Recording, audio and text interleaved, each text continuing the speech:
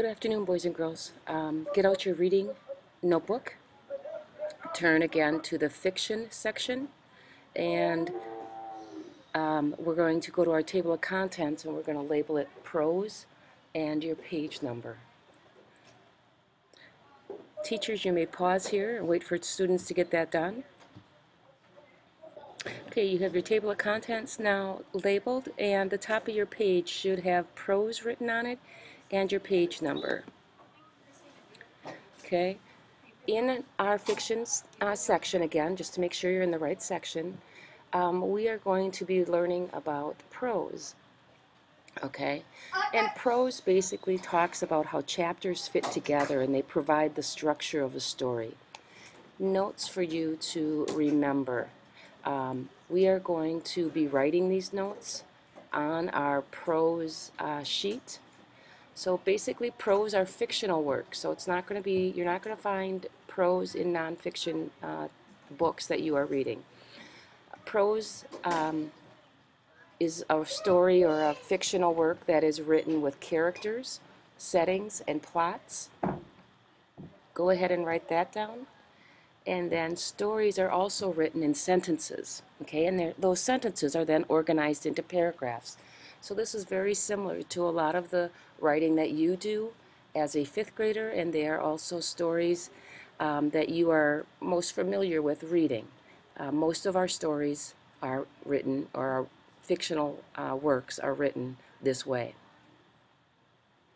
Paragraphs help you read and move from one event to another. Okay, so far you know that prose are made up of characters and settings and plots. Stories are written into sentences, and those sentences are then organized into paragraphs.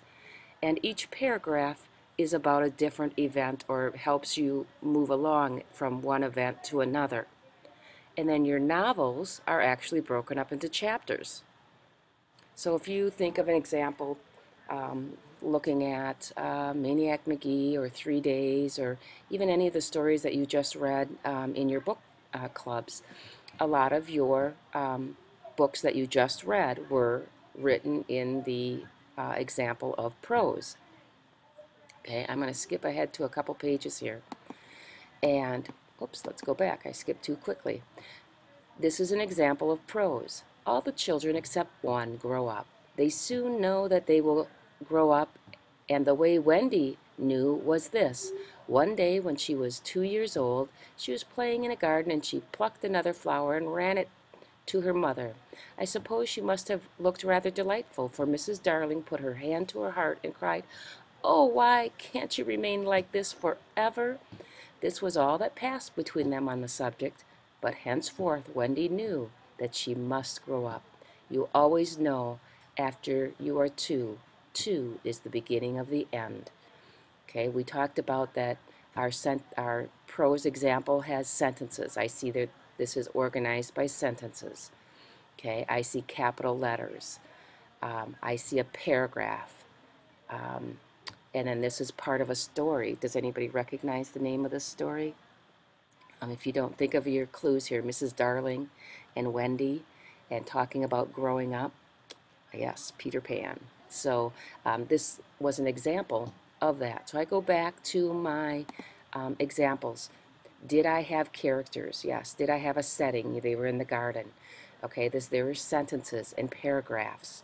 Okay, we only saw one paragraph there, but then if we were to go farther on, you would see that there was paragraphs and chapters and things like that. So go ahead and write that down in your notebook.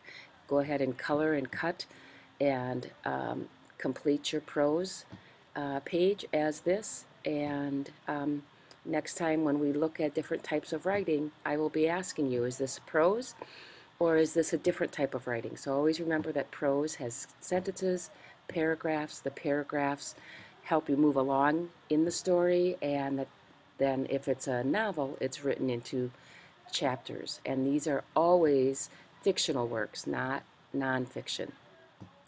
All right, enjoy, and thank you for listening.